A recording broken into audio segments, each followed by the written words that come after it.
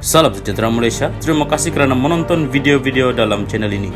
Sebelum kita mula, jangan lupa untuk tekan tombol subscribe, share, like dan komen. Let's go!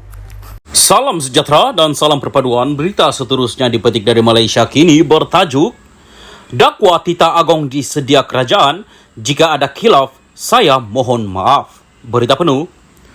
Datuk Seri Tuan Ibrahim Tuan Man, PN Kubang Kerian, hari ini memohon maaf di Dewan Rakyat berhubung kenyataannya yang mendakwa Tita Diraja yang di-Pertuan Agong pada istiadat pembukaan mesyuarat pertama penggal kedua Parlimen ke-15 disediakan oleh kerajaan.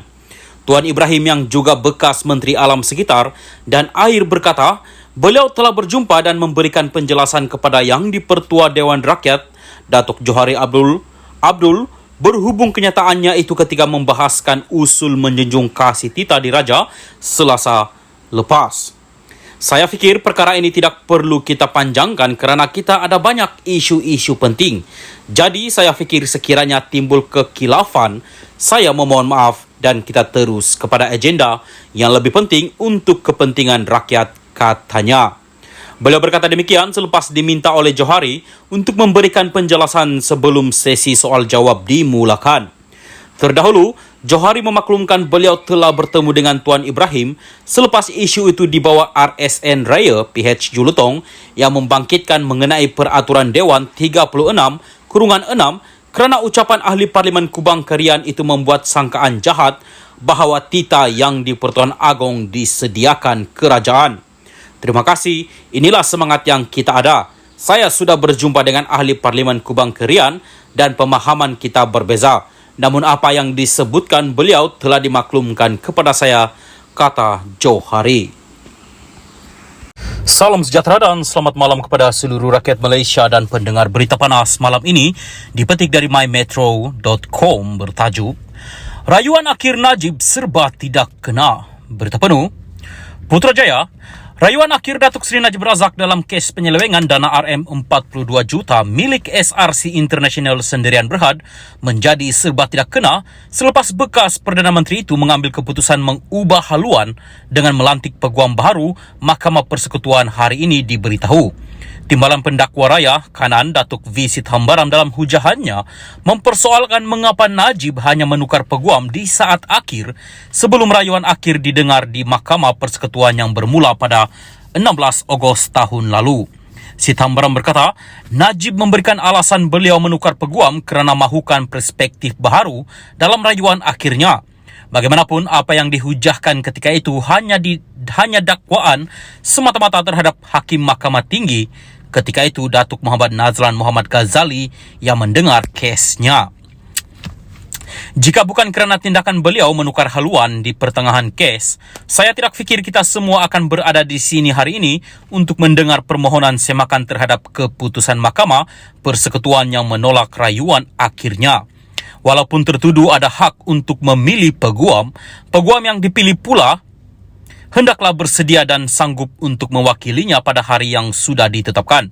Dan bukannya dengan menukar peguam yang tidak bersedia kerana ini akan membuka pintu kepada semua orang selepas ini untuk membuat perkara sama. Mereka berusaha untuk menukar haluan di pertengahan kes dan menukar peguam ketika rayuan akhir akan didengar. Alasan tempoh 4 bulan tidak mencukupi untuk membuat persediaan bukan satu alasan. Ini mengganggu proses keadilan, katanya.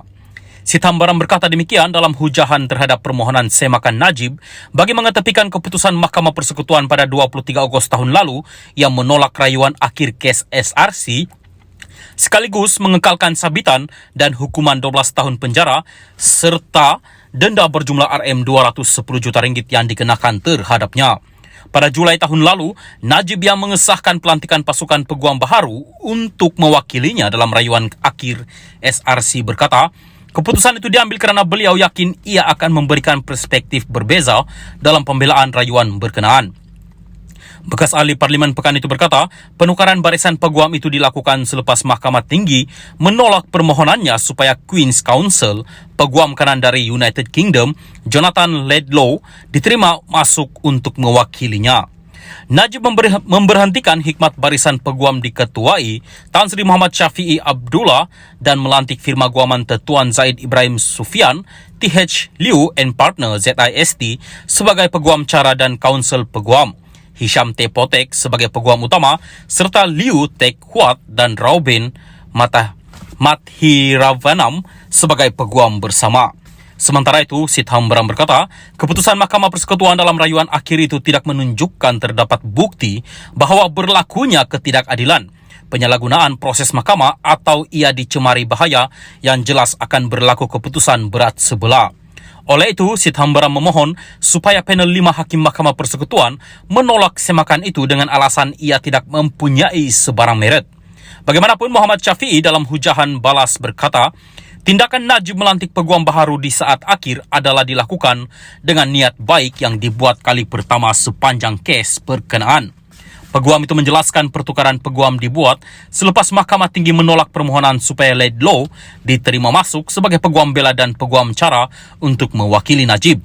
Beliau menegaskan tiada sebarang agenda untuk menangguhkan rayuan akhir dan Mahkamah Persekutuan gagal menimbangkan bahawa penghujahkan kes dalam keadaan tidak bersedia adalah sama seperti menghina mahkamah itu sendiri. Hujahan di hadapan panel 5 Hakim Mahkamah Persekutuan dipengerusikan Hakim Besar Sabah dan Sarawak, Datuk Abdul Rahman Sibli bersambung esok.